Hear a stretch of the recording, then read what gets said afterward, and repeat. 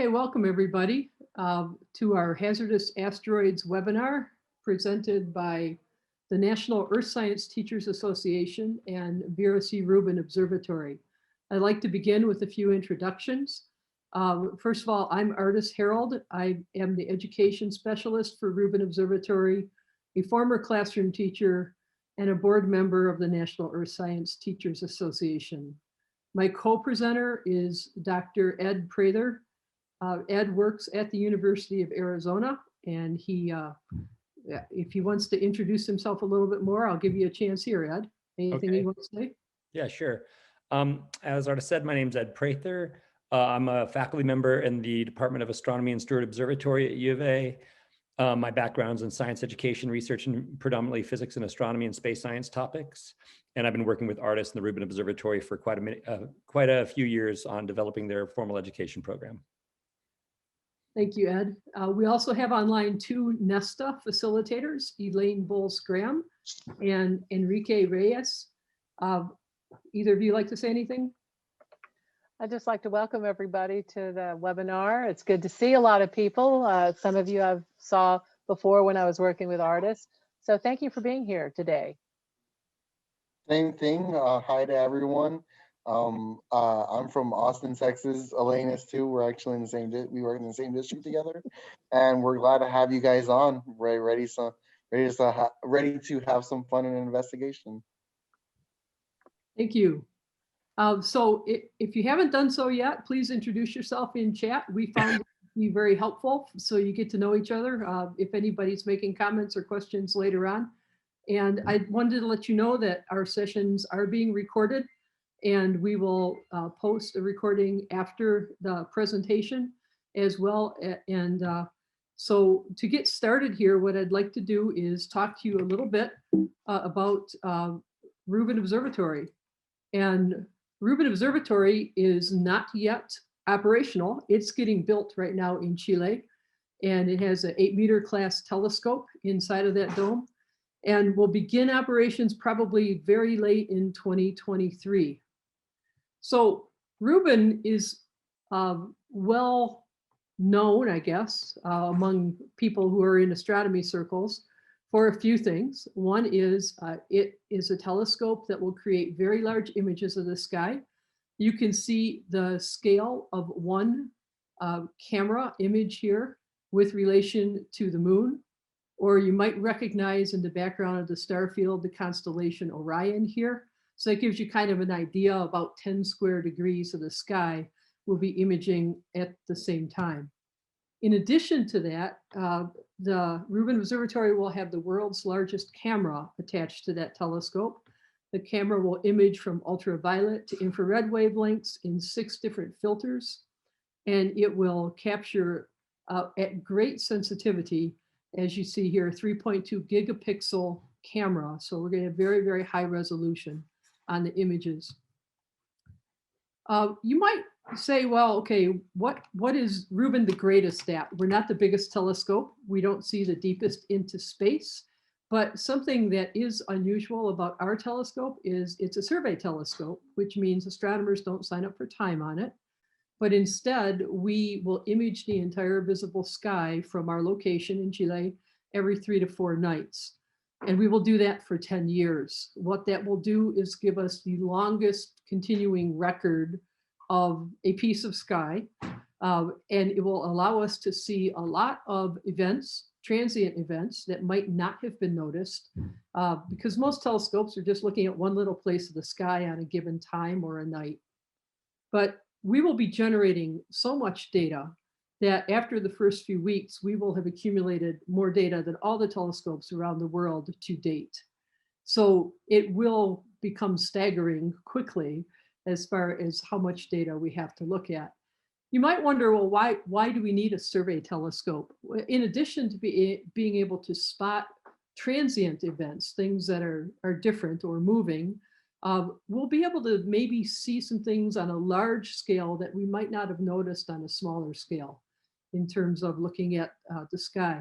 And I think what most people are very excited about is we don't know what we don't know yet. We don't know what we're going to find because we're looking all the time at big areas. And that's probably one of the more exciting parts of Reuben. So I work as the education specialist for our observatory, and what my job is to design educational investigations for the classroom. And Ed and I have been doing this now for a couple years together, almost 3, I guess. And what we've done is design a suite of investigations that are specifically targeted for the novice learner in astronomy. Our audience extends all the way from advanced middle school students to the intro gen ed college student who is a non-science major. And you might think, well, how can we possibly do that? But if you teach any of these areas, you know that a really good 6th grader might be more adept at math and science or reading or whatever than some of the college intro majors. Not to knock college people, it's true in high school too. It's really the teacher that's able to judge the level of sophistication of his or her students and see if this will fit. But the amount of math and science background is very similar across these age groups.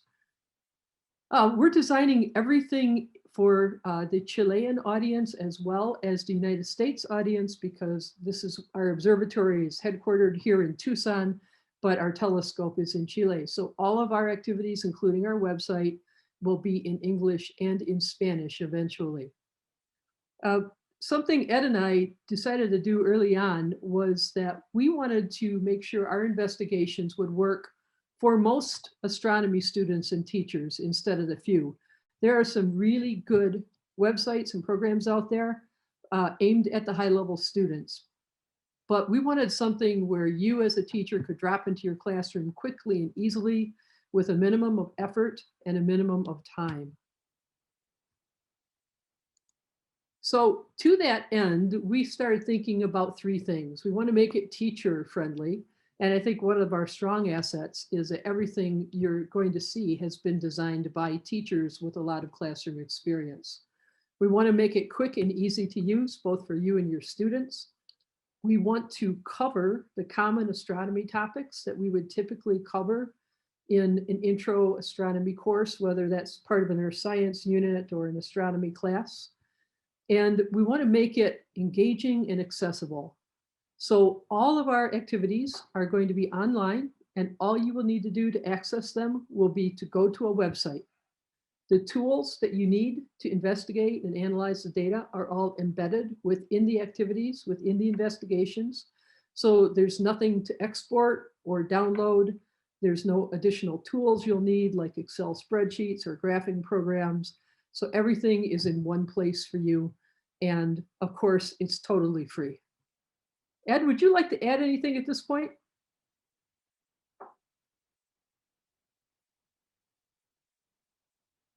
I, of course, started talking before I unmuted, like all good Zoom people. I want to echo a few things that Artis has just said that I think are really important. You know, a lot of times science teachers are very much trying to give students the authentic experience in science, if you will, where students are developing their own research pathways and developing their own research questions and maybe specifying their own data sets. And there are curricula for the age groups and the student populations that we're targeting that already afford that opportunity.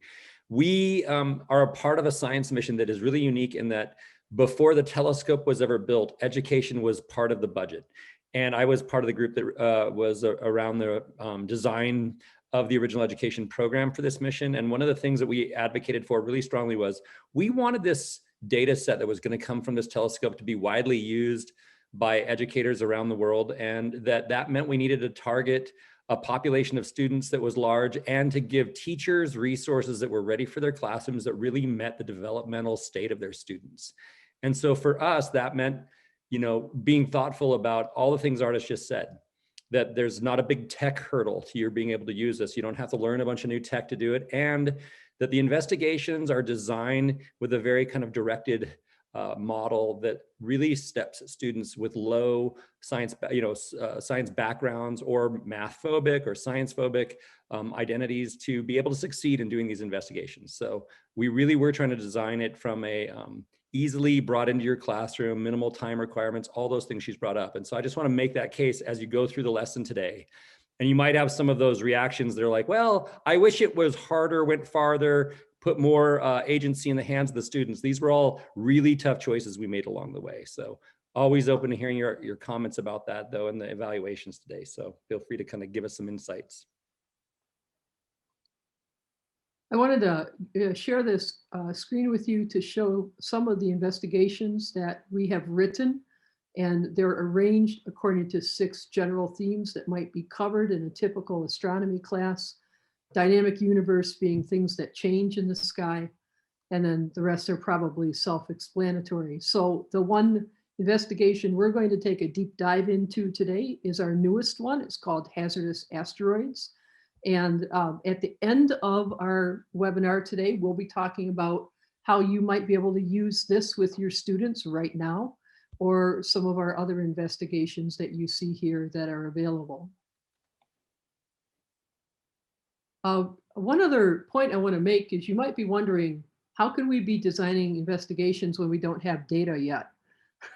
And what we're doing right now is we are using proxy data. So all of the numbers and elements you see that are science data are real. They are not simulations, but they're from other telescopes and other surveys. And when our telescope comes online, we're going to be subbing out the data we're using now for the data that we will have then. Another difference that will happen at that point is right now we have a relatively small data set, and many students might see the same kind of objects, but eventually when our data comes online, we'll have enough data so that every student has a unique data set as an experience to analyze. Anybody have any questions right now before we move on? Artist, there was a question that maybe you can just address broadly about whether or not there will be the ability to have the attendance today count towards a professional development certificate. Good question. We do not have the credentials to call it professional development and award CEUs. However, if you stay with us and complete our evaluation, we will issue a certificate of participation for 2.5 hours of time. That's all we can call it, is participation, because we're not a CEU granting institution. You need to indicate that on the evaluation form today if you would like to get one. All right, anything else? I see a hand up, Julia Craigenau. Would you Yeah. like to jump in? Since you're using real data and have enough, or anticipate having enough for each student to have a unique set, would you consider these citizen science projects? You know, Julia, not in the traditional sense. I work also for Zooniverse and develop programs for Galaxy Zoo and other programs of Zooniverse and astronomy. I'd say it's very different, especially in the way in which the investigation goes. Often in the citizen science programs, students might see data from the queue of data that has been created or curated for the zoo experience, but that data set doesn't have an investigation around it. It's often very low-level categorization of data, low-level task, doesn't lead to a model, doesn't lead to deeper understanding, doesn't match the learning outcomes of our classes, that kind of a thing. This is much more a guided inquiry tutorial-like experience with data of multiple types and data representations of multiple types throughout the activity. So it's different than a Zooniverse citizen science program, although students are seeing data that may be data that not everybody's seen in the science community of that project. So in that sense, you could have that conversation with them that you might see something and have a question that comes from investigating this that is authentic and unique. So I think that that's still alive. If that's, you know, part of the what's most wonderful about getting to use large data sets. And there'll be an ability to for you to work, you know, within the LSST Reuben Observatory data community to do something more with your class that's outside of our investigation. That's the other way to look at it. Ed, we have a couple of questions in the chat. If you want to take a look at them. Oh, okay. Answer from Lisa. It doesn't use Jupyter notebooks. What we've done often with the data is curated it in such a way that you're getting a results of data. You're not starting with some kind of a FITS file or something like that you have to work with. The data is often been curated into a data representation, a histogram, a representation that might be a simulation or animation of data. There's lots of ways the data has been packaged so that it can be used in the classroom rather than being raw data that you have to then synthesize with your students. And so data analysis doesn't start with raw data in this experience. Artists, yeah, go ahead. Yeah, I'll add on that we started with Jupyter notebooks and we did some preliminary testing, and pretty soon it blew up on us because if you're familiar with Jupyter notebooks, if you put one space in the wrong place, the whole notebook freaks out and fails because they're designed to be modified and hacked.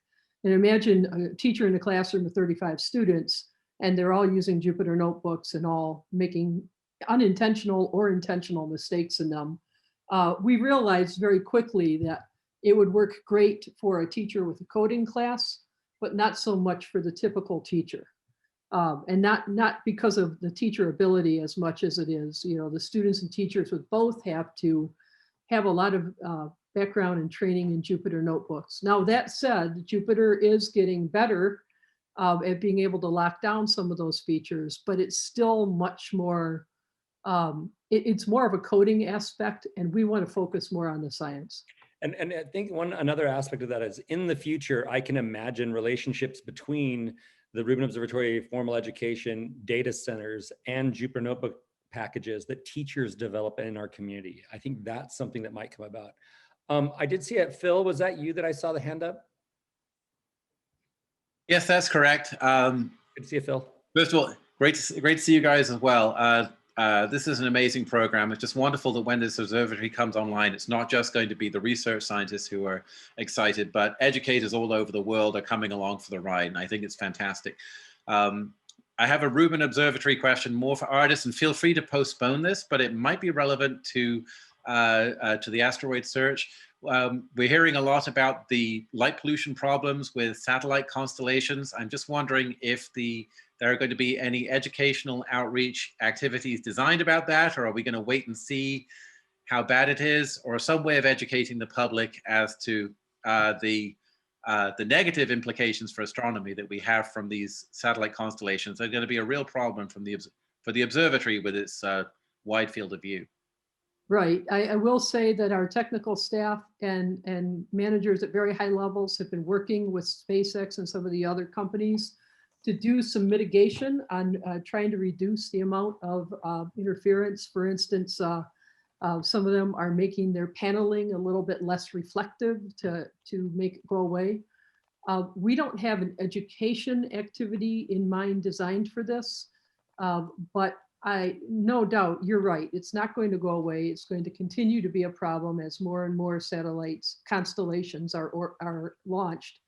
So it's going to be with us. I know that Noir Lab, Dr. Connie Walker over there does a lot of work with light pollution and interference, and they may be doing some education outreach materials, but I'm not sure. It's certainly on our radar, let's put it that way.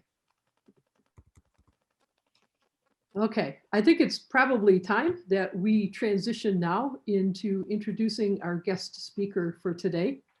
And so I'd like to give a brief introduction, and then we can go ahead and transition into the talk. So I'm very pleased that we have Dr. Rob Jedek with us today. Dr. Jedek has had careers in particle physics. He's had careers in astronomy, software engineering, and as he says, even flirted with becoming a professional football player. So one of the themes in a lot of his work has been collisions and crashes. So it seems especially appropriate that he volunteered to give the talk for us today. He works at the University of Hawaii's Institute for Astronomy, and he led the development of the moving object processing system for the Pan-STARRS survey, and which is now the world's leading discovery system for potentially hazardous asteroids and comets. And currently he's working with Trans-Astronautical Corporation to work on in-space resource utilizations of asteroids to provide water as fuel for spacecraft missions. So with this, I will with delight turn it over to Rob. Great, thank you, Artis. Thank you all for having me. Just do it, I'm gonna double check here. You can all see my screen with the telescope and the Trifid Nebula behind it? You got Yes. it. Okay, great. And great shirt, by the way. I wore it for you, exactly, yeah. Okay, so this is gonna be very fast. I've only got 15 minutes or so I'm gonna speed through this. I'm gonna try something a little maybe unusual for a Zoom talk. I'd like you all to unmute for a second so I can hear you all. I hope this works. I'm gonna tell you about how the Earth is actually a target, and there's a whole bunch of asteroids out there with our name on it.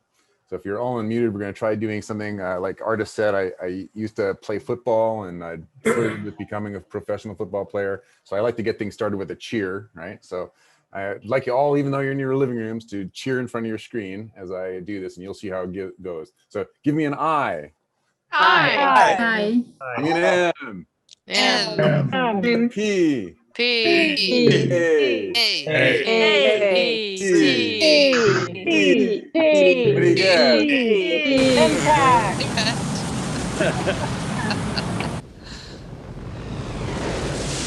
Excellent. So I hope you can all hear the sound here. You shouldn't be able to hear the sound. Holy shit. Asteroid colliding. Somehow the wave came from New Jersey. So you want to be this guy right here.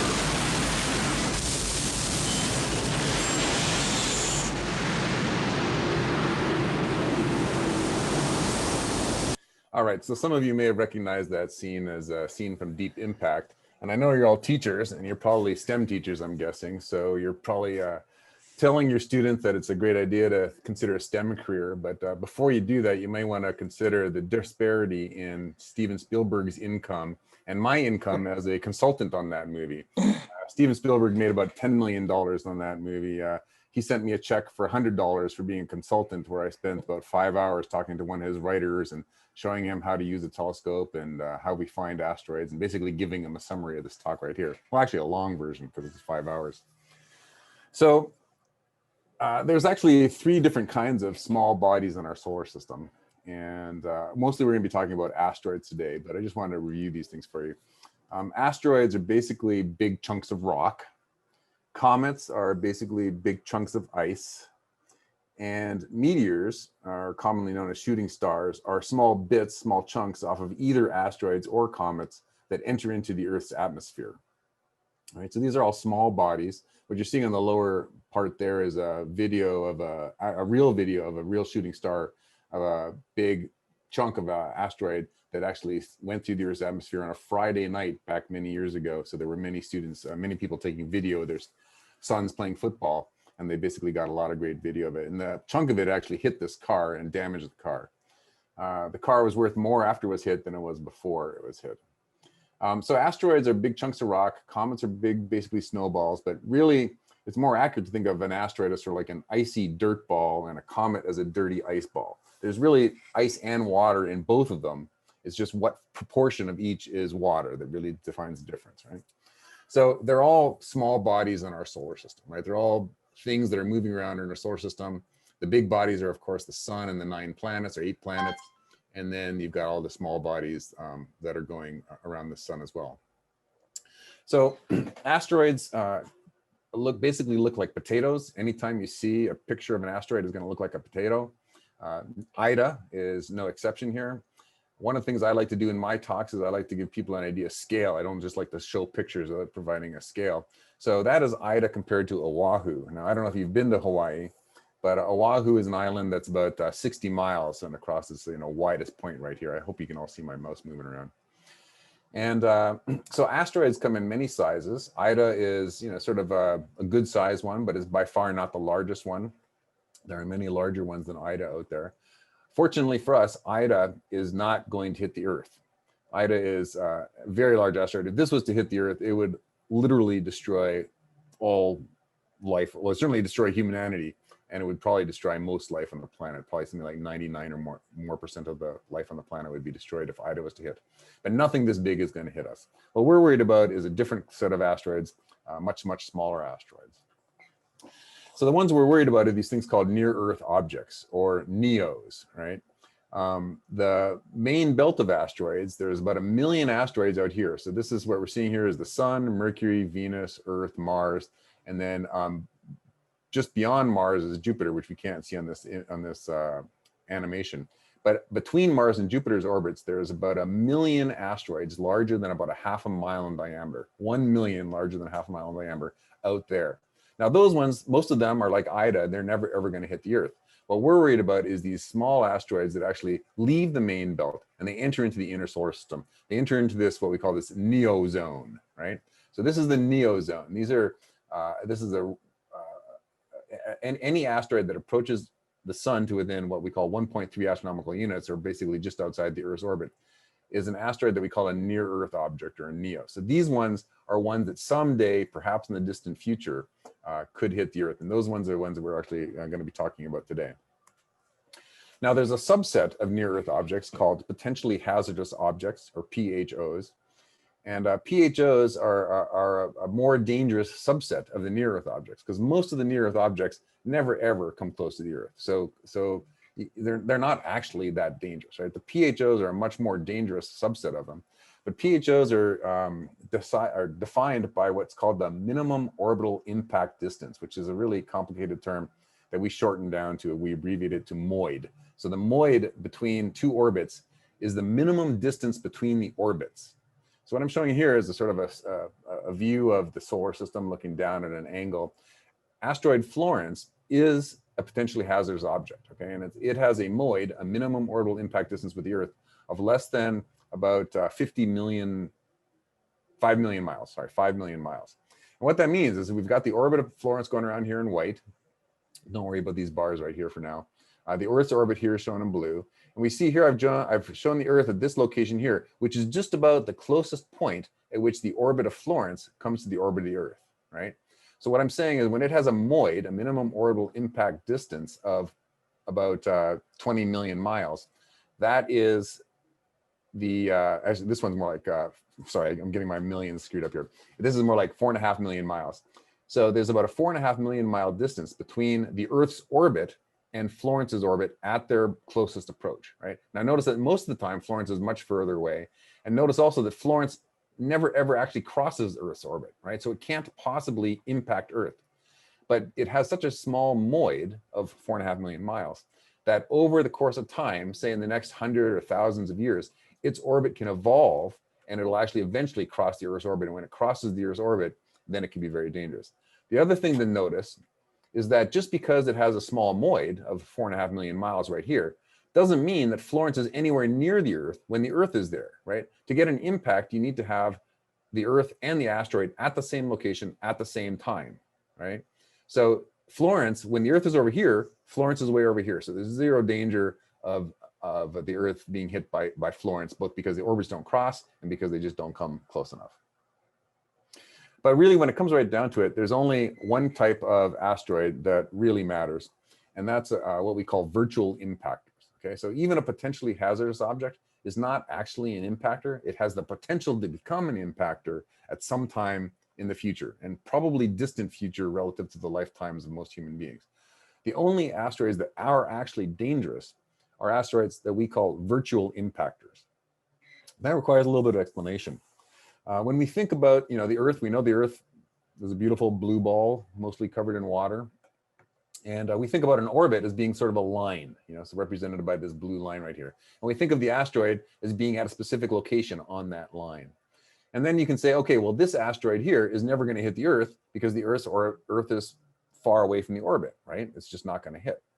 But in fact, we really don't know the orbits of asteroids particularly well, or very well. And we don't know the position of the asteroid on that orbit very well. And so you can think of it more like a sort of a fuzzy problem, right? That the asteroid appears somewhere in this fuzzy region. And what I've done here is I've represented the more likely positions of the asteroid along its orbit in the brighter blue, and then the less likely areas in the dark, in black, right? So the probability of finding the asteroid increases as you get to this point here, and then decreases as you move further away. And the probability of finding the asteroid anywhere along this line is sort of equal, right? So right now, in this particular scenario, the Earth is unlikely to be hit by this asteroid because there's very, very little of this fuzzy blue region here that covers the Earth. But if we had a scenario like this, right, where now we know that the Earth is inside this fuzzy blue region where the asteroid may appear and the orbit may actually be crossing, this particular scenario has the Earth having some small chance of being hit, right? It's possible that the asteroid could actually hit the Earth in this orientation. And of course, if the Earth were there instead, right, passing right through the most likely area or region for the asteroid, this would be a very high impact probability scenario. And this asteroid would be a dangerous asteroid to be worried about, because many of the possibilities for its location and for its orbit pass directly through the Earth. So these are the only ones that actually matter. And if you want, you can go to the JPL website. It's called Sentry. They are constantly monitoring all known near-Earth objects to determine whether or not they are virtual impactors. And then you can sort them. And what I've done is I've sorted it to make to select out the 4 most dangerous virtual impacting asteroids, right? And then they've got all sorts of information there for you. The most dangerous impacting asteroid is this one here called Bennu, which is also the target of the OSIRIS-REx mission that has just been orbiting Bennu for a long time and just recently sampled the surface. There's some interesting things here. It can impact the Earth any time in the range from 2175 to 2199. Now notice that's 150 years, more than 150 years of the future, almost 200 years. And in that time frame, there are 78 potential times when it might hit the Earth in that time frame.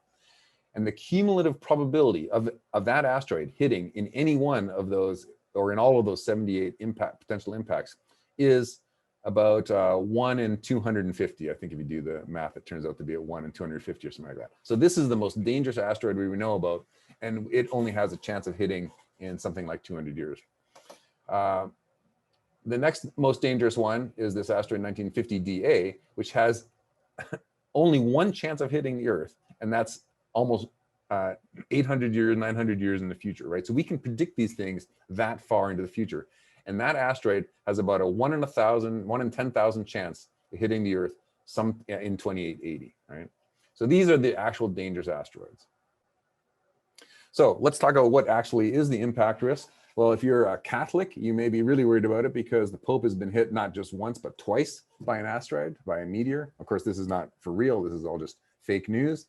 The risk of you actually dying in an asteroid impact is about 1 in 70,000, okay, which is pretty low. I'm not actually that worried about dying in an asteroid impact. What I am more worried about is the risk of a major impact this century. So a major impact is something like an asteroid, maybe the size of a few football fields in diameter, maybe just a football field in diameter, that strikes. It doesn't matter where it strikes, in the ocean or on land. It's going to cause a lot of damage regardless. And the risk of something like that happening this century, which would wreak havoc on our economy, on our world, on people's livelihoods, is about 1 in 1,000. So there's a 1 in 1,000 chance of a major impact happening this century. And these are the kind of things that I actually worry about, because I think 1 in 1,000 is a big enough probability that I need to worry about it. So there's many known asteroid impact locations around the Earth. There's something on the order of 200 known asteroid impact locations, but probably the most interesting and most famous one is this one here on the coast of the Yucatan Peninsula of Mexico. It's known as the Chicxulub impact. It occurred 65 million years ago, and it was due to the impact of an asteroid 6 miles in diameter, striking the Earth at about 20 miles per second. Now, you might recognize that 65 million years ago is also when the dinosaurs went extinct. And I think there's absolutely no doubt about it right now that an asteroid killed the dinosaurs, right? There's been lots of argument over the past hundreds of years, but I think right now there's a lot of evidence pointing to it being an asteroid that actually wiped out the dinosaurs. But much more recently, and the things we need to worry about more, there was an asteroid impact in Siberia in northern Russia just about 100 years ago in 1908. It struck a region called Tunguska, and it wiped out a very large area. I think giving you the numbers isn't as dramatic as actually showing what would happen if that same impact was to take place over Oahu. And again, it means more to me living here than you if you've never been here or never visited. But if Tunguska was to impact Oahu, this is the area that was burnt and blasted. Okay, so this is an actual shape of the region that was burnt and blasted by the Tunguska asteroid. And anything in this region here, this is the kind of region where trees that are 1 foot in diameter would be blown over by the impact. And this region here would be blasted so hard that human beings would not survive, right? So if Tunguska was to take place over central Oahu, it would basically wipe out the entire island. And Tunguska was such a small asteroid that no fragments have ever been found on the ground. It actually exploded in the atmosphere and none of it actually made it to the surface. So how do we reduce the impact risk? We build surveys like the Pan-STARRS-1 telescope that I helped build on Haleakala on Maui here in Hawaii. And of course, the Reuben Observatory is the next step in it. It's going to be, it's going to increase the discovery rate of these potentially hazardous asteroids by factors of 10 or 100 above what our current discovery rates are. So then, how do we actually find asteroids? Well, what we do is we take images of the sky. We take continuously images of the sky. And this is what VRO is going to be very good at. We say take an image at midnight. We come back, we take another image half an hour later, take another image half an hour later, and then in the computer, we actually stack them on top of one another. We superposition them. And then we very rapidly blink through the 3 images. And we look for things that are moving. Now, stars and galaxies are very far away from us, and so they don't appear to move relative to one another. Asteroids are within our solar system, and they're constantly moving with respect to us. And so in this image here, if you look down here, you'll see this one asteroid is moving here. This is an asteroid that was discovered. And if you look at this up in this region right here, you will see another set of 3 images of an asteroid right here. So this is how we actually find asteroids, by blinking them. And of course, we don't look at it by eye, we use a computer. Now, what do we do if we find a big one? What if we actually find the one that's got our name on it? Well, many people say that we should go blow it up, but that's actually not a really good idea, because then what you do is you convert a bullet into buckshot. And so, it doesn't matter whether or not you get hit by a bullet or you get hit by a buckshot, it's going to be a very bad day. So what you really want to do is you want to go and deflect the asteroid. And right now we think that the best way to do that is to blow something up right next to it, a big bomb. The bomb goes off and it basically blasts material off the surface of the asteroid. And it's actually the fact that we blast material off the surface of the asteroid that causes a reactionary force of the asteroid that pushes the asteroid away, right? So it's that motion of blasting stuff off the surface that actually causes the deflection of the asteroid. And by doing so, we can take an asteroid that was targeted towards the Earth and move it away from hitting the Earth. Now, the problem is with that whole technique is, do we have enough control actually to really know that we can take an asteroid that's on target for the Earth and make it not hit the Earth?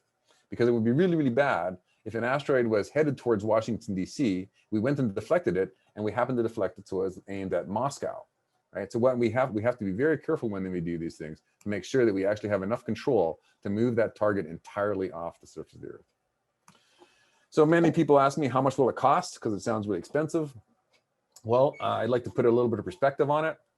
Deep Impact the movie came out at the same time, the same year as the movie Armageddon. If you're going to choose between watching them and you haven't seen them already, I recommend Armageddon, even though I was a consultant on Deep Impact. Those 2 movies together raised about $1/3 billion in that year. The Near Earth Object Program by NASA used to be funded by about $5 million a year when I first got into the field about 25 years ago. But this particular field is one of the few actual growth industries in astronomy right now. Funding has actually been going up because of the realization that hazardous asteroids are dangerous to the Earth. And so the funding went up to $20 million, $40 million, and right now we're at $50 million of annual funding from NASA to actually search for these dangerous asteroids. But I think, of course, the answer to how much it will cost is that it really just doesn't matter, because saving the Earth from destruction is priceless. Thank you very much.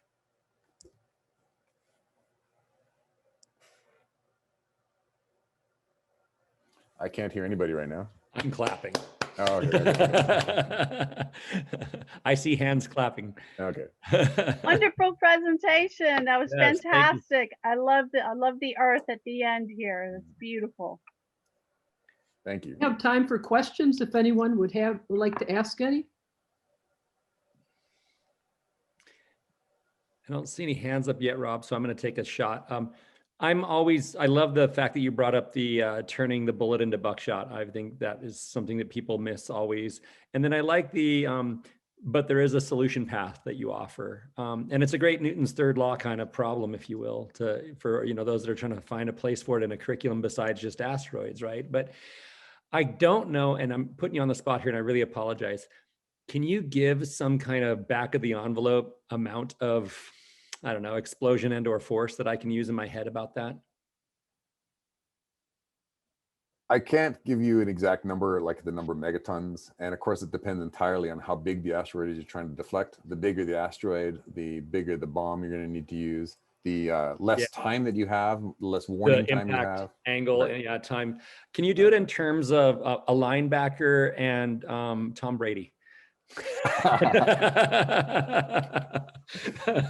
So a better analogy is like a fly hitting a convoy truck, a monster truck going down the highway. That's a bigger analogy, a better analogy, right? Sure. Yeah. Because the linebacker is typically, you know, bigger than I know. I Brady. just. But that truck has to be on a frictionless surface for it to have any chance. Yeah. So it really is more like a fly hitting a big truck going down a highway, and because you know, there's just no way for us to get. So if even a small asteroid that's just say a football field in diameter is extremely massive, and there's no way that we can get anything anywhere close to being as massive as it and to slam into it. So we're going to have to slam into it just really fast with as much advance notice as possible. Yeah, early on. Because these things sort of build up with time. And I like to use the analogy because many people are golfers, right? You know, if you've taken a shot from the tee and you've got a shot that looks like it's going to be a hole in one, right?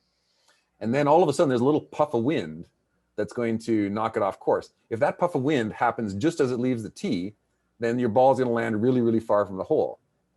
But if the puff of wind happens just as it's about to land in the hole, well, you're still going to, you know, be able to putt it in, right? So it's the same thing with asteroid deflection. If we can get a very, very tiny amount of deflection a really long time in advance, then we can deflect an asteroid with relatively little mass and relatively little speed change, right? So it's a really complicated question, and really when it comes right down to it is we're going to have to wait to find out until we actually find one, and then we're going to have to study it really, really hard. Rob, there's been a couple folks that have asked if there's any way they could get access to your talk. Is it a contact you thing? Are your slides available? Are they, you know, kind of not? Are they embargoed? Any? No, I can provide them to your artists. Tell folks that they can either contact Artist and I, and we'll get a hold of you, or to contact you. I think it works best to go through one point of contact. Like, yeah, all right, we'll make it Artist then. Okay. Yeah. All right. I did send out a message about this early on. Maybe it's on the website that we will post access to the PowerPoint and of course to the recording as soon as we have it ready, and make that link available. There were a couple of other questions in the chat, if we can address some of them. Do we have time? Yes. Okay. One of them is from Dennis asking, could you tell us a bit about the DART mission and if it's still happening? Yeah, so the DART mission I think is really interesting, and is really sort of testing this technology of being able to to slam into an asteroid in a controlled fashion and actually predict what kind of a change in speed you're going to induce in an asteroid. So with the DART mission, so rather than just slamming into an asteroid, and we've actually done that once before. There was a mission called the Deep Impact mission that slammed the spacecraft into a comet, right? Which is no small feat, right? I mean, you've got a comet that's moving through space at about something like 15, 20 miles per second. And you've got a spacecraft moving at 15, 20 miles per second, and they've got to slam into one another. And the spacecraft's the size of a dishwasher, and the comets may be the size of a few football fields in diameter, and they're moving through space hundreds of millions of miles away from the Earth, right? And yet they managed to slam them into one another, right? So the Deep Impact mission actually did that. But now what we're trying to do is we actually want to do an experiment. We can actually slam into something, we can actually measure how much of a change in its speed we create in the impact process. But that would actually be really hard to do if we just sort of slammed into a lone asteroid. So what they've done is something really clever. They're going to a binary asteroid. So you got a big asteroid and you got a small asteroid. The small asteroid is sort of going in orbit around the big asteroid. And what they're going to do is they're going to slam the spacecraft into the small asteroid. And it's going to cause a very, very small change in its speed. So small that it'd be really difficult for us to measure it on Earth if we were just trying to measure its speed using telescopes based on Earth. But the thing is that because that small asteroid is going around the bigger one, that small change in speed is going to create a change in the period of the orbit of the small asteroid around the big one. And we're actually going to be able to measure the change in the period of the orbit. And so by measuring the change in the period of the orbit, that will tell us how fast we slammed into the asteroid and how much momentum we basically placed into the small asteroid, right? And so it's a very, very clever way of doing this test. And then we can do the measurements from Earth to measure the period. And we're doing it on a very small asteroid to verify that we can actually predict what's going to happen and measure some of the parameters that are important to us for being able to predict it better in the future. Okay. The next question that's up is, do we have a handle on the relative amounts of PHAs that are metal versus rocks versus rubbles versus snowballs? Yeah, most of them are rocky. Okay. What about gravitational tugging? Does that take too much time? So I'm a big fan of the gravitational tug. So there, the idea for anybody who doesn't know is if you got an asteroid, you want to move the asteroid. A gravitational tug almost sounds like a sort of Star Trek tractor beam. What you want to do is you want to move a small spacecraft up close to it. And then in the absence of any other forces, the spacecraft would basically start moving towards the asteroid, right? But of course, we actually know that it's gravity, so there's equal and opposite reactions. So it's not just the spacecraft moving towards the asteroid is actually moving to the spacecraft as well. So what they want to do is they want to take a spacecraft, hold its position relative to an asteroid using rocket engines, very, very, very, very gentle rocket engines. And then they want to maintain the distance between the spacecraft and the asteroid. And by maintaining the distance, you actually cause a gravitational effect on the asteroid, and you can actually drag the asteroid away, right? So I'm a big fan of that technology. I think it's really great for many, many reasons. But it seems to be losing favor with my colleagues. And I think that's because it's difficult to have enough time to make them, to cause a change in the trajectory of the asteroid. And it's difficult to launch enough mass to make it a really effective technique. Yeah. We have a question from Sean Lindsay. Yeah. Yeah. So Sean, would you like to ask? Yeah, so fellow small bodies researcher here, except more on mineralogy of asteroids and comets. But it's been a while since I've looked at the mitigation strategies, and I don't think I'll get another chance. Are they still talking about leveraging Yarkovsky effect as one of the mitigation strategies? So the Yarkovsky effect is a pretty subtle effect that's caused by the fact that asteroids, it's really difficult to describe. Yeah. But it basically has to do with the heating of the asteroid by the sun. And the sunlight heats the asteroid on its sunward facing side, but then it releases the heat on its dark side. And that's sort of the fact that it gets absorbed and released in different directions causes sort of a net force on the asteroid, right? Right. And there's some people who think about using that or using that to our advantage to try and manipulate the motion of an asteroid. Maybe we do, for instance, like paint one side of an asteroid black, paint the other side of it white, and we actually can enhance this radiation effect, right? Nobody seems to be talking about it too seriously right now. Right now, at least in the meetings that I'm going to, everybody's just talking about the impact deflection, and the other techniques get much less press. Okay, thanks. Yeah, it's been a while since I've checked into that world, so it's always good to ask. Artist, I wanted to check in with you. How are we on time? Do we have time for a few more questions? I just asked Enrique that. How are we doing, Enrique? I think for the activity to be, well, we have like one or two more. I think we can move on to the activity. We've only got about a couple more questions in the chat. Okay. Okay. So we can check on it really quickly. There's one from Marshall that has to do with the evolution of the orbits over time. Seems like a very complex situation. JPL probabilities, note how many times we would be at risk of impact. Are near passes of asteroids by other planets taken into account for these projections? Absolutely, yeah. So when we talk about these potentially hazardous objects and we talk about this minimum orbital impact distance, that's just sort of like a very rough guesstimate of what a dangerous asteroid is, right? But when JPL is actually calculating the impact probabilities, they take into account all sorts of things. They take into account the gravity of all of the planets in the solar system. They take into account even the gravity of the major asteroids, right? So Sirius and Vesta are major asteroids in the main belt, and they are included in it. It takes into account things like the fact that the sun isn't a perfect sphere. It takes into account the fact that we have a moon. It's not just the Earth, right? So it takes into account, or JPL takes into account every conceivable thing you could imagine when they're doing these impact calculations. Second, another question from Jeff. What's the discovery rate for these objects right now? So the discovery rate of potentially hazardous objects right now is, I believe it's on the order of 100 to 200 a year. I would have to look that up. Okay. I should have known that, but I believe it's on that order. And I think VRO and LSST are going to increase that by at least a factor of 10 or more.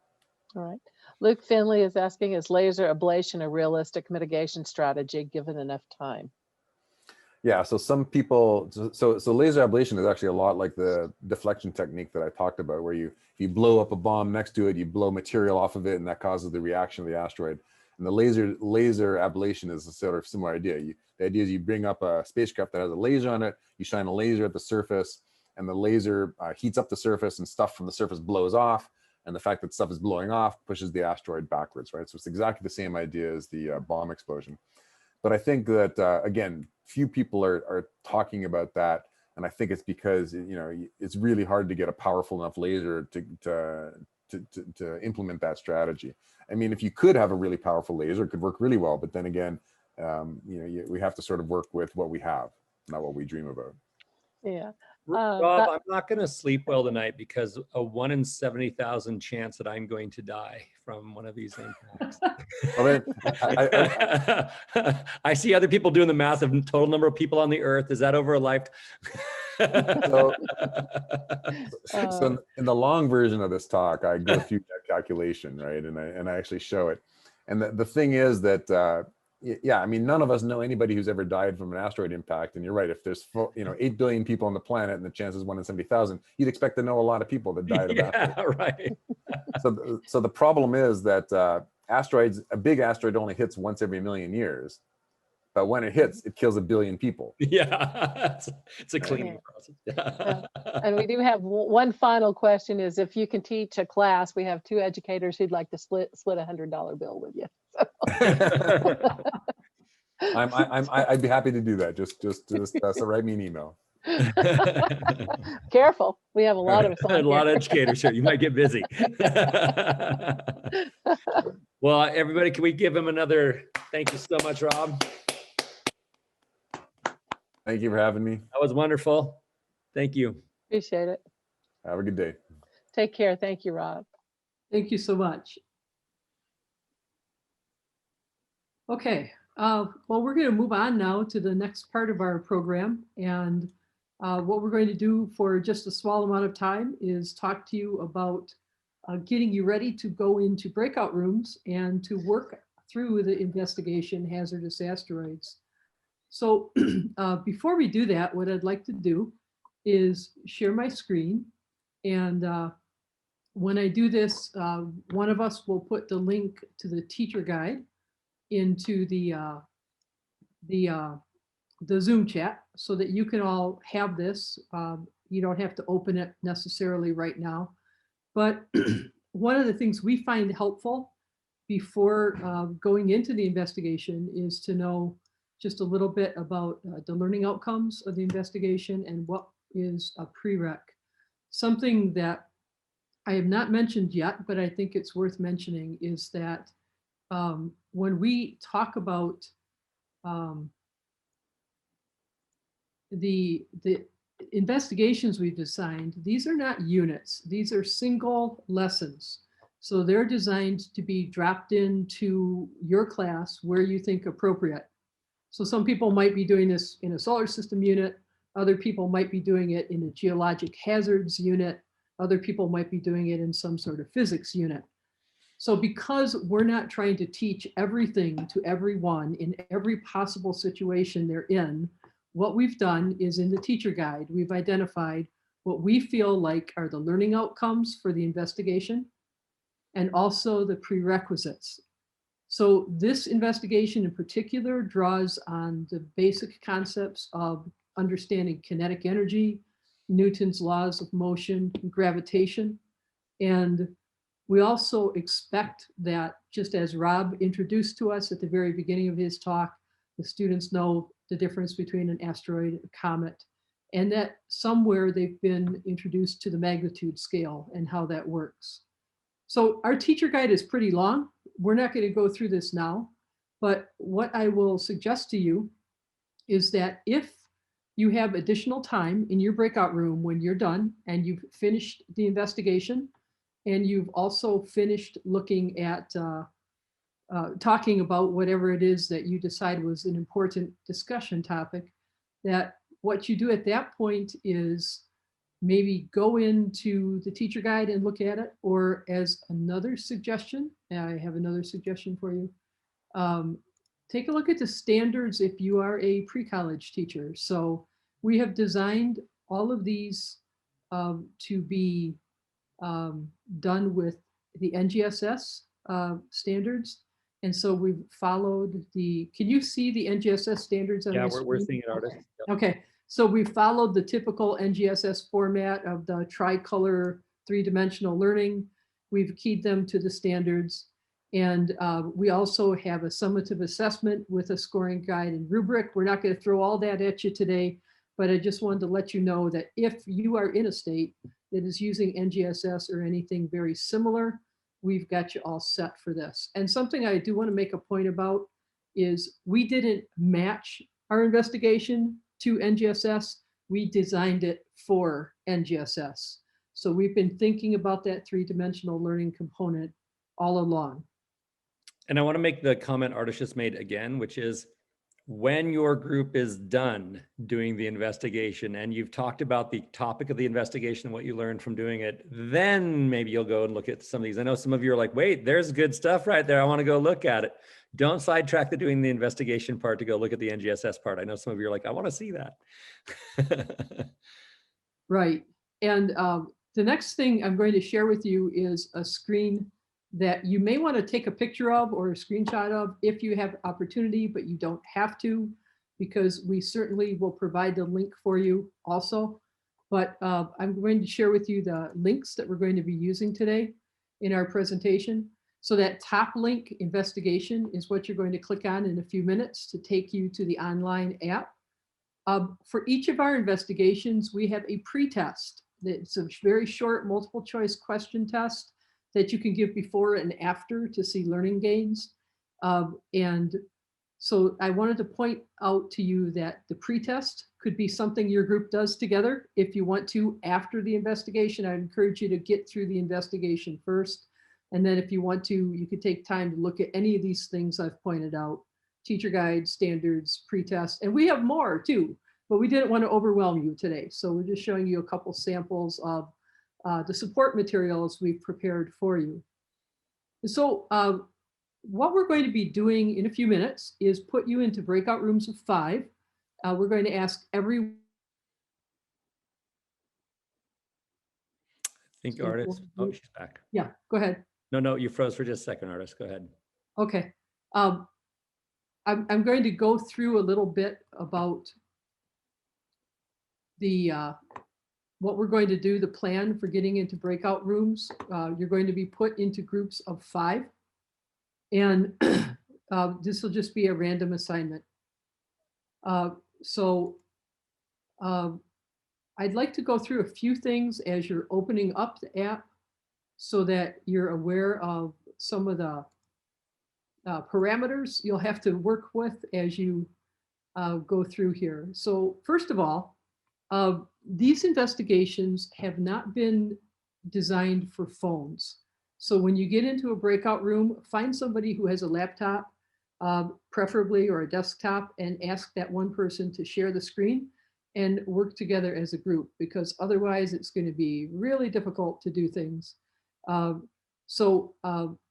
other point I wanted to make is that there's a few things you'll learn about our investigations as you go along that might be helpful to you.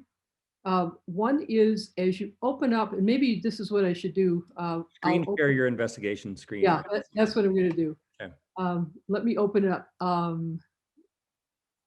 If you have a choice, try to do this in Chrome. We find that it's most stable in Chrome. And so give me just a second here, and I'm opening it up in Chrome, and then I will share the screen. Okay.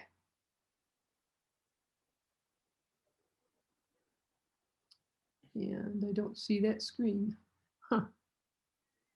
Okay, hold on a second.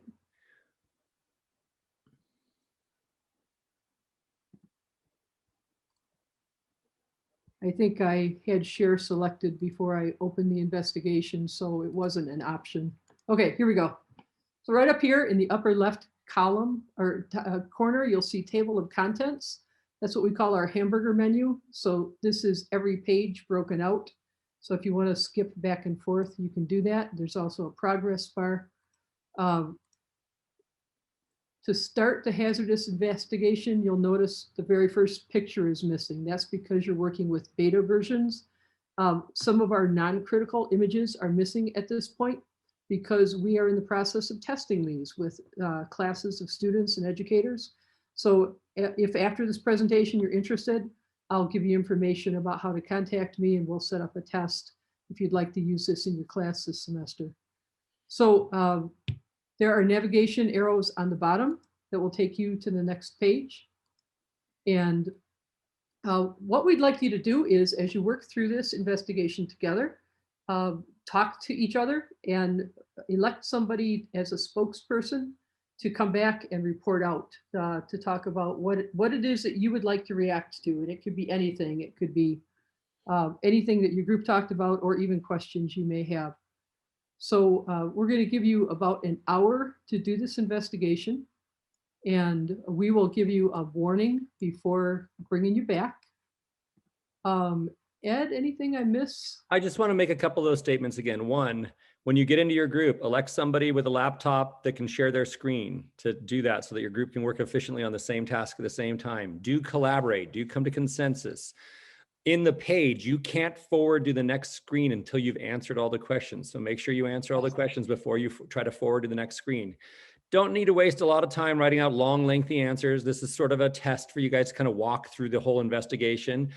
In the 16 minutes we're going to afford you, you should have enough time to work through it together as long as you don't get too sidetracked. You know how that goes with groups of science teachers together. So be thoughtful there. Don't overdo it and put your big PhD hat on and try to make it harder than it was supposed to, right? This is meant for Astro 101 students in any of those levels. So we're going to go ahead and get started any second now, but I just wanted to kind of make those points to y'all that everything you need is in the investigation. If you have any questions, you know, we're going to be bouncing between different rooms, but you could send a representative out to the main room and always ask a question if you want. I can put you back in. I think that covers it. I see 37. And that means times 5. I'm going to go ahead and make it 8 rooms. So a couple of you might not be as many as 5, but it's going to be roughly 5 people to a room. And you're all going to get thrown in automatically. So I think with that, I'm going to pause the recording.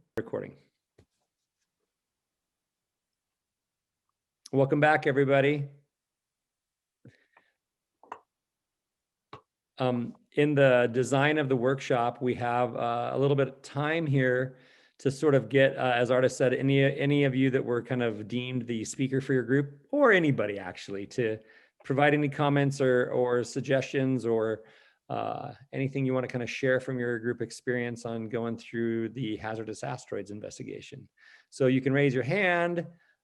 You might want to type something in chat if you had something and we can kind of call on you. I see Melissa's got her hand up. She's ready to go. I'm ready to go. I'm ready Hey, to go. Melissa, what's Hey up? guys, we were in room 1 and we got through the whole thing and there were a lot of things we really liked about it. One thing we agreed on, we want scientific notation, please, thank you. And on the formulas, it would be good if we could get bigger. I know you can zoom in on Chrome, but not all kids know how to do that. So like having the numbers for the formulas be bigger would be great. But I really loved every time it asked them to justify their choices or explain their reasoning, that should be in like every time they have to make a choice. That was really good. I really appreciated how many different ways you give students to look at this problem and like based on real data and help them really narrow down their thinking about like what it is that scientists are looking for in terms of like the relationships between mass and velocity and the size and how hard it is to find them with albedo there and getting more data. We were talking about how orbital mechanics make it where like it seems like we ought to be getting data, trying to get data on the other side of the orbit to get a clearer picture of it. But then of course the lab kind of pushes you to understand like, oh no, because it's where our first observations, you have to like do it run right after the other, you might lose it. We figured that out from that. Like, so we were like actually literally thinking the wrong thing, and the lab shoved us to think in the right direction in terms of where we should. Directed. Yes. But it was good. Like, it was good because that's what kids will do. It was really, yeah. It's true. More explain their reasonings will make them take longer. It just depends on what you want. But yeah, I really liked it. Is there a way for them to save? I have that question. My group didn't have this question. I'm just busting out this question. Is there a way for them to save their progress if they can't finish it in one? Yeah, I believe when they come back. And artists, by the way, I don't see that you're here. In case you are. I'm here. Okay. I'm here. Sorry. Can you, so a couple things, Melissa. I'm just gonna riff on a few things you brought up. We've been trying to be sort of strategic with our explain your reasonings. I'm an explain your reasoning lover, so I like to put it everywhere. But it does delay things, or sometimes you have to say to yourself, what would the student really say here? Because you told me, you know. So we're being kind of careful there that when the model we're trying to promote can be articulated in a coherent way, a sentence, that's a really good place for explain your reasoning. Elaine brought up a good example of in the beginning when you were dealing with the 3 asteroids at the very beginning, you're like, which one of these do you think is most likely to be the one that would hit Earth? That's a great place for explain your reasoning because they picked one for a reason, right? And there wasn't necessarily an explain your reasoning there. So I'll bring this up. The version you just did isn't the version that's going to be live soon to the public, if you will. This is a beta version. And these are a lot of the things that in our rewrite we've gone back to. Giving more instruction early on about how you can zoom in and zoom out and how you can rotate. You know, that wasn't there. I see people nodding. So we've gotten a lot of feedback from teachers and students that have kind of pointed to where we needed to give more instruction, clearer instruction, you know, articulate what was in the simulation next to you. So you didn't just kind of have to invent what it means, you know, but saying what it is in clear language. All these things have been kind of taken into account. So I'll bring that up as a general statement. On your specific question about saving, when you leave and come back, it's you know, caches cookies your progress when you come back. So theoretically, you could come back into your investigation and start back up again, and it'll know who you are, which is different than can you save your record for your teacher into the LMS system of your school? No, we're not building it that way, if that makes sense. And I'll add something here. Yeah, please do, Right artists. now, we don't have the ability to save, but within a couple months after we get our feedback and start revising it, we will. And what we're looking at doing is developing a PDF with exportable student answers plus student data sets, since not everybody will have the same data. That could be then emailed or printed out or shared however.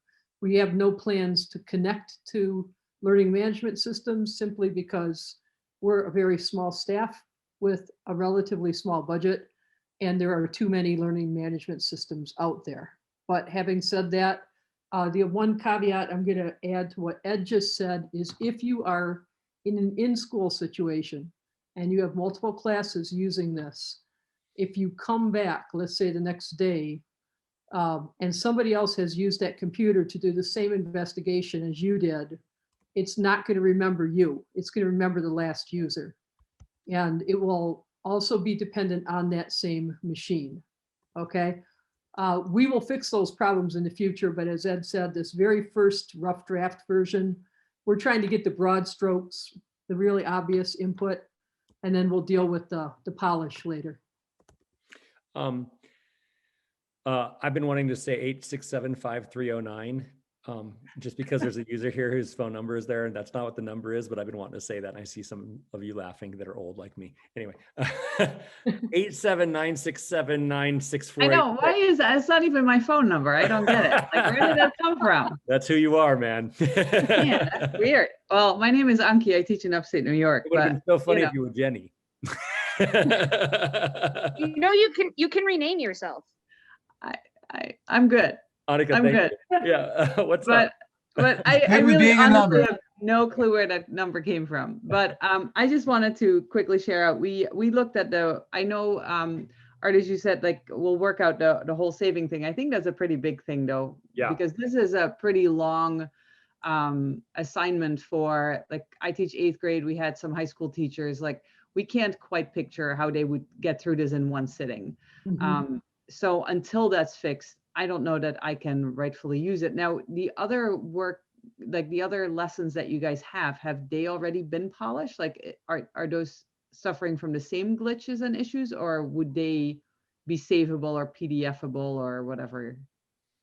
There are 3 investigations, this being one of them, that are in what we call the user testing stage, which is our first stage testing.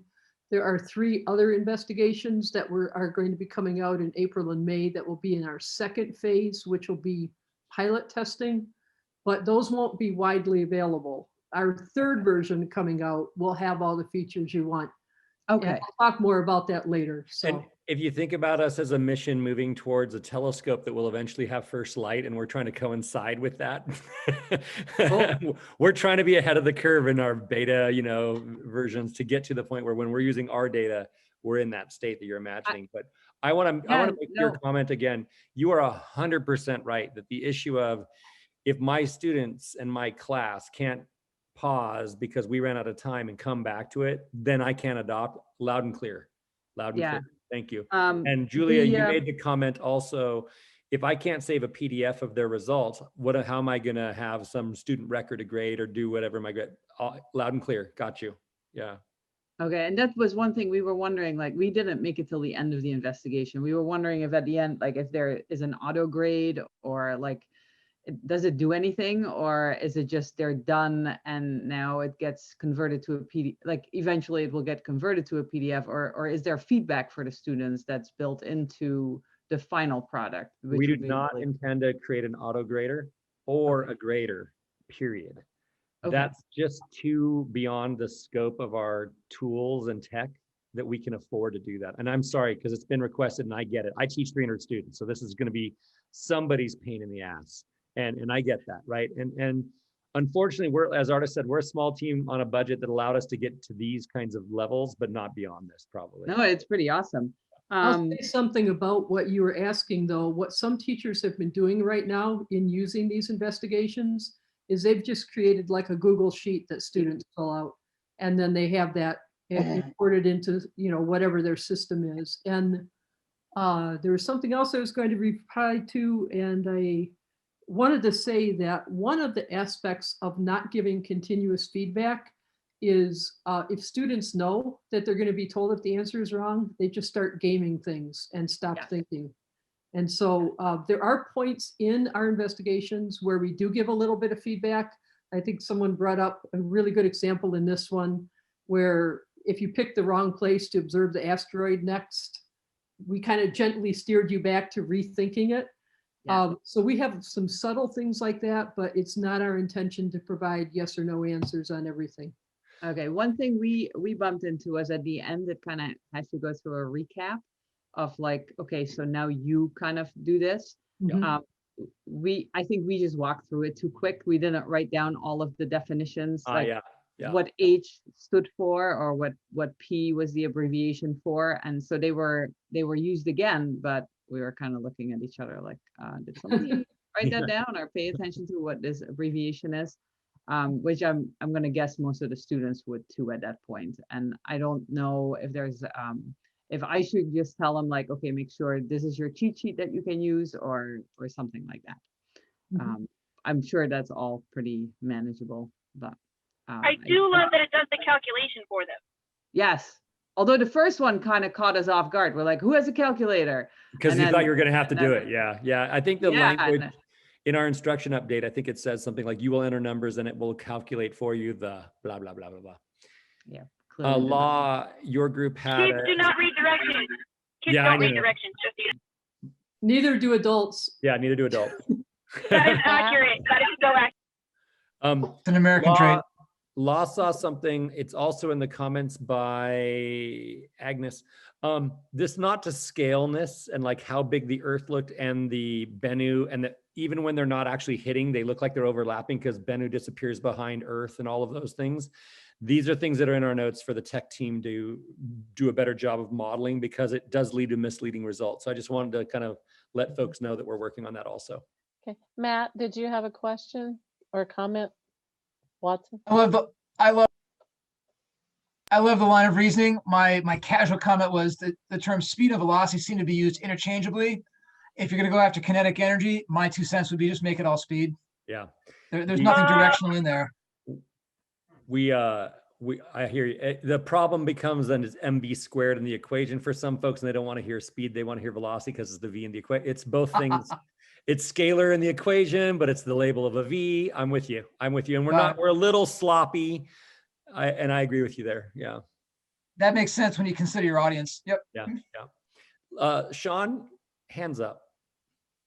Yeah, that's back from sharing our groups. Agnes already put a nice laundry list, so thank you, Agnes. I think what I'll speak to then is we were very impressed that the information was scaffolded, and every time it seemed like every slide or every transition was walking into what was going to happen next. So as we're explaining our reasoning, then the next activity that we were doing was basically walking us through that, and we really enjoyed that. I think pedagogically that is a wonderful way to go, that it's a pathway of discovery where students are going along and their curiosities are being answered almost in real time. It's almost begging the question and then giving them the tools to answer their own questions. So kudos to that. This is the second time I've done this, and with the other module that I tested before, I'm very impressed with everything that's going on. I think a lot of the other comments, the saving option, the scaling, you already brought that up. If any of my other team members would like to speak up, we were the slow team. We did not make it very far. We were meticulously going through everything one at a time. So a lot of the later stuff we don't have a whole lot to comment on. But yeah, again, thoroughly impressed. I think after it gets cleaned up and some of the things are taken care of, like an easy way to share, or instructors have instructions on or information on how to put together something for feedback for the students so they can turn something in. Maybe that's something you could do on the Google Doc end for the instructors. I think a couple things too. The investigation's a part of the suite of materials that are available to you. You notice that there was, sort of an ending and recap that happened at the end, which we kind of think of too as being what you might have them produce as the thing you grade rather than the whole lab report. Something to think about. The other thing is there's more than one kind of assessment that you could do also, pre-post assessment that's multiple choice, and open assessments that go with this too, that you could choose to grade instead of a report. I just want to kind of put that into the landscape of things, because there's oftentimes resource management issues that come with, doing a whole lab report grading things. So I'll just, put that out there. Sean, thank you for articulating the nature of the flow of the activities. If you could see the dry board with our group around it that tried to storyboard every one of these investigations, all the people that were in that room right now would be giving each other a hug that you said that. So I can tell you that we worked really, really hard on that.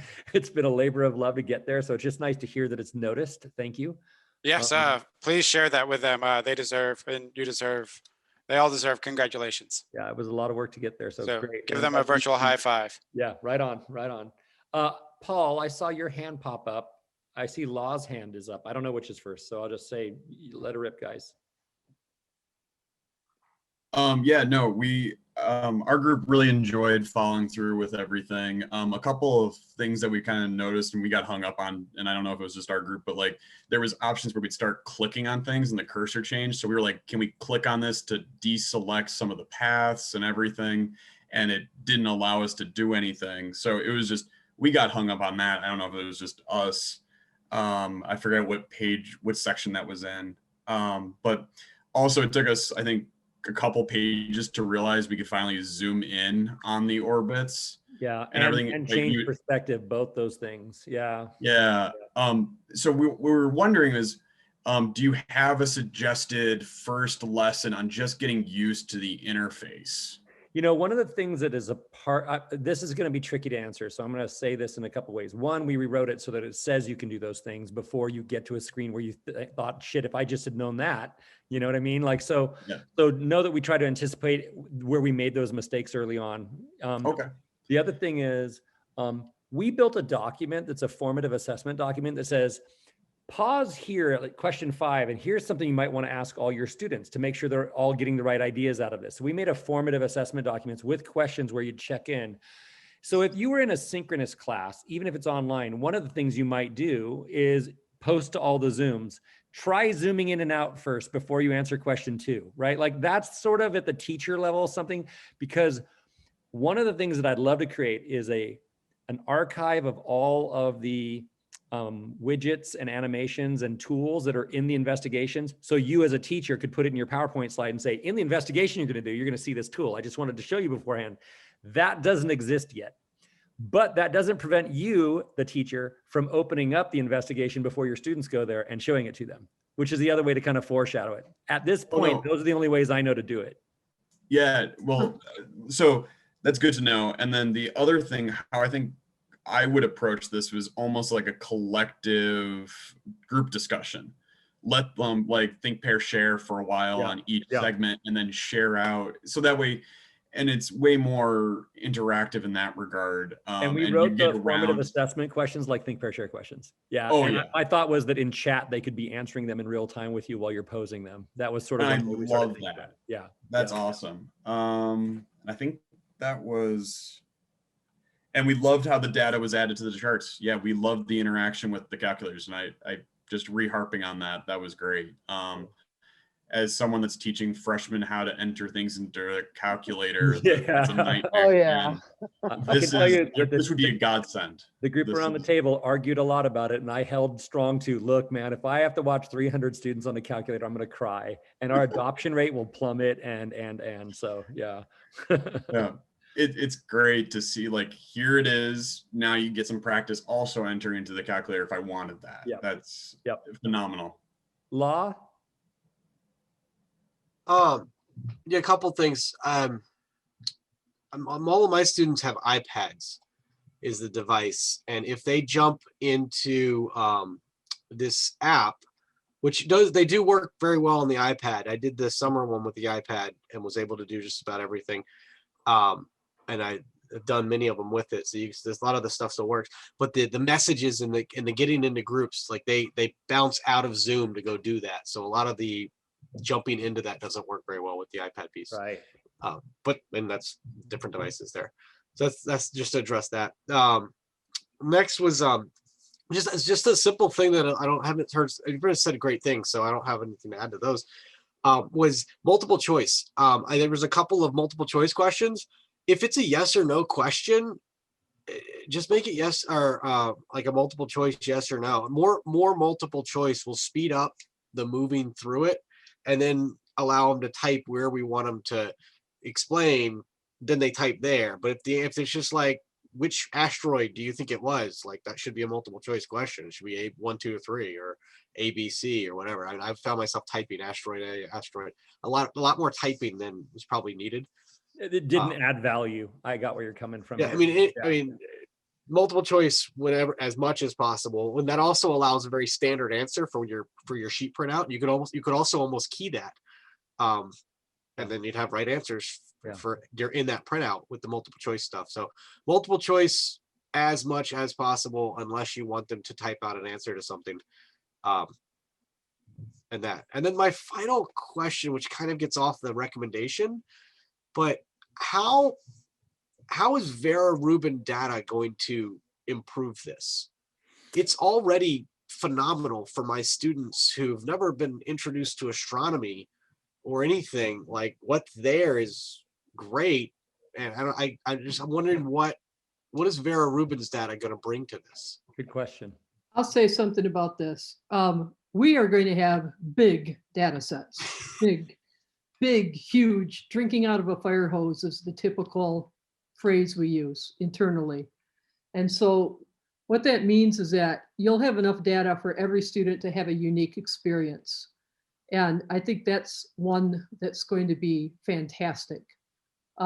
Also, we are going to, in terms of the scientific realm, expand what is known. So I'll give you an example. Think about a Hubble plot, and then think about Rubin discovering, millions of redshifts of galaxies to enhance the known Hubble plot we have now. So I think the science in itself is going to improve greatly in terms of our understanding and clarity. And we've got lots of other things like density maps of the large scale structure, which are going to be incredibly awesome with Reuben data, as opposed to what we have now. So I think there's an answer for each one of those investigations that's slightly different, but I think what you'll love about it is that it's going to be very authentic and unique, so that there's not going to be like, oh, I'll copy the same answer you have.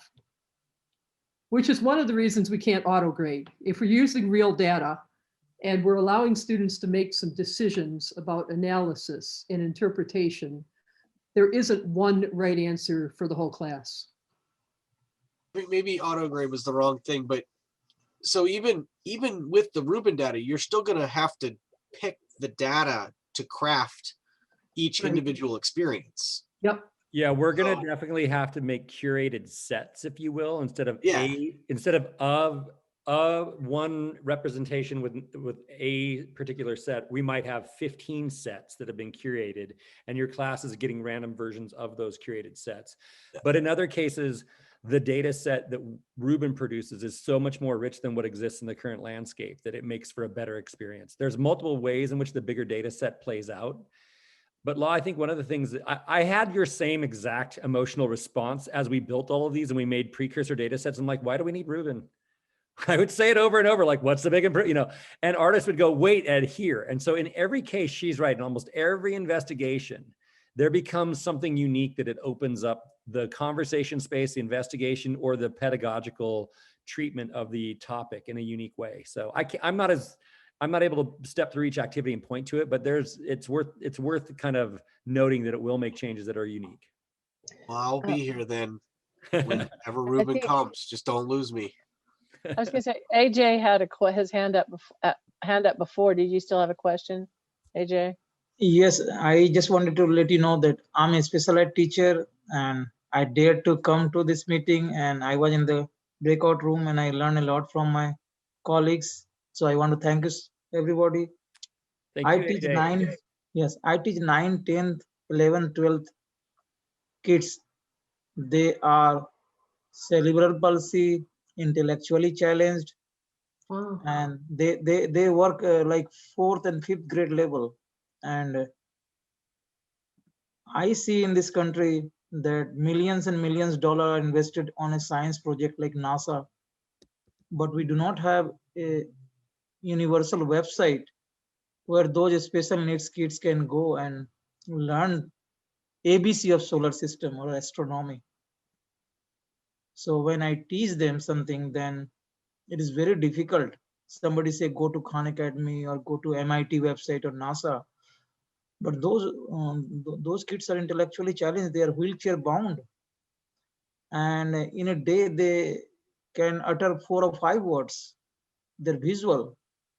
So I just want to request him that in future, if we can create something like that down the road, 2, 3, 4, 5 years, then we can accommodate those special education kids also, because I feel my heart goes out for them that they have all those curriculum. But as an educator, as a parents, we are not including them. They can learn differently. They can learn, but there is no different means, different ways to educate them. So that is the only point I wanted to make. Sorry if I took you a long time. No, thank you. It's really great. Great feedback. Artists, I need to bring your attention to the fact that it's almost 6:30. Yeah, I'm trying to dive in here. So we need to do just a little bit more wrap up today. If you have other questions, please feel free to email me. And what I'm going to do right now is— We already pasted it, artists. No, that's not what I'm going to do. I want to share my screen and I want to just talk to you for a couple minutes about some other information that I think you should know. And so let me go ahead. And I put up these links again, and I wanted to mention to you, a number of groups said, we didn't get a chance to go through the investigation. If you have this link, it'll still work. So you can keep using that link. indefinitely until probably the end of March, when we shut this down. If you would like to test this with your students, we have this plus 2 other investigations available right now for testing. One is called Coloring the Universe, which is about creating 6 filter color images that tell science stories. Another one is called Surveying the Solar, excuse me, I'm on the wrong set. Let's look at the red. Exploding Stars, about supernova and calculating the distance to galaxies. And we have another one called Exploring the Observable Universe, which teaches about redshift and the evolution of the universe and how we figure out a size for what we can see, and a lot of other kind of questions that generally come up when you talk about cosmology or the universe. So if you'd like to test any of these 3 in red, all you need to do is email me. However, I will point out that these are only available, sadly, until about the vernal equinox, because we've been testing them for a while. We need to shut them down so that we can redesign them based on all the feedback we get from teachers and students. We will have another new set coming out sometime next year, and those are the ones in black, so those are not yet available. The ones that are in blue are right now going through that phase 2 redesign, and we just completed application for pilot testing. We're only selecting a very few educators to pilot test these 3 investigations. However, if you're interested, the pilot testing application is still available. We left it open. So it's right here. PT app is the end of that link, and you can go in there, read about pilot testing. If you're interested in one of those 3 investigations, just go ahead and fill out the pilot testing app. Any questions you have about this webinar, etc., please direct them to me. My email address is down here, aharold@lsst.org. And the other thing, there's one other thing I was going to mention. Please, please, please fill out the workshop evaluation, even if you don't have time right now, although I prefer that you do it now so it gets done. It may take you 5 to 10 minutes to do it. If you would like a certificate of participation for your 2.5 hours, you must fill out the workshop evaluation, and the very last field in there asks you to give me the email address, and that's how I'll identify you, because you registered, and we have your name and we have your certificate ready if you'd like it. I want to thank everyone for hanging in 2.5 hours on a work night. I know this is really tough. I really appreciate and feel for all of you who are on the front lines. And if you have any more questions, I'm willing to stick around for a little while, but if you need to sign off, you may do so. And Ed, do you have any last thoughts? No, just thank you everybody for being here and for playing along. Really appreciate it. Love to work with educators. So stay in contact with us. All right. Thanks, everybody.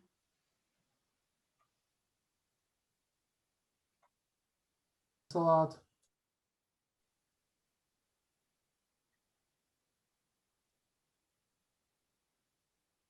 Quick question, Artis. Yes. So I have to personally have to go to that https://ls.st.eval. I have to go there on my own, or is a link sent to us? The link is in the chat. Yeah, the link is in the chat, so you can just click on it. I'll put it. I'm looking. I don't see the link in the chat. I just put it back in again. It's this. I posted. Just click on it. Okay, just click on it. You should be able to click on it and it'll open for you. And it just says, thank you for your time. Click option 1. If you have questions, contact. Do I just click option 1? You do. It starts really weird, the evaluation. But once you click on option 1, it will. So I click option 1, please? Yes. Mm-hmm. That's funny. I don't see that at all when I made it. So, okay. Okay, I'm just trying to make sure. Okay. Yeah, but once you click on next, then it takes you into the regular site. Okay, some of the questions will not have an answer if you're not a formal educator. Don't worry about it if they don't apply to you. Okay, that's my question. Yep. Don't worry Okay, about thank it. you. You bet, Scott. Scott. Can I just really quickly ask, like, is there like, I never heard of this. I can't even remember how I ended up signing up for this workshop or how I came across it. Is there an email list or like, are we added automatically now that if you Angie, guys? we don't pop up have something- we don't have like a listserv for just this group right now. So let me just say that Artist will have your information. Artist will create a list of folks that she's collaborating with, I guess. I have an email list of about 300 people right now who have contacted us and done something and want to be included. Not everybody appreciates that. So one of the questions on your registration form was, would you like to be added? So if you said yes, you're automatically added. There were If some not, you can people that email said Artist no. and say, I don't know if I said yes or no, but can you?" Okay, I was just gonna say that. I I'm don't gonna know. if I anticipate your did. next question. The other So thing, Angie, you if will you're know, interested in you will being- know within a day because I will send the follow-up link to where the recordings will be posted. So I'd say give me a day or two. And if you don't hear from me, then you were not added to the list. Okay, sounds And good. Another way that I'll just say, if you want to be connected to a community of folks, I don't know if you're middle school, high school, or college, but it doesn't matter to me or the people on this list. Julia, who you see also on the screen, and I help facilitate a listserv that she's just giving you the name of that says Astro Learner. This is a Google group of educators in astronomy. We all are there talking about, I'm teaching on Friday blank. Do you have any materials? Or what did you do about grading blank? Or I hate this aspect of what's happening in my class. Anybody got any ideas? Whatever it might be. It's a community of over 1,000 people that all talk about the teaching and learning of astronomy together. So feel free to email myself or Julia and we can get you added to that. Okay, sounds good. Thank you, guys. You bet. You're welcome. All right, I got to get out of here too. Artist, good to see you. Elaine, great to meet you. Same Enrique, too, great to Ed. meet you. And good to see so many friendly faces. Julia, wonderful as always.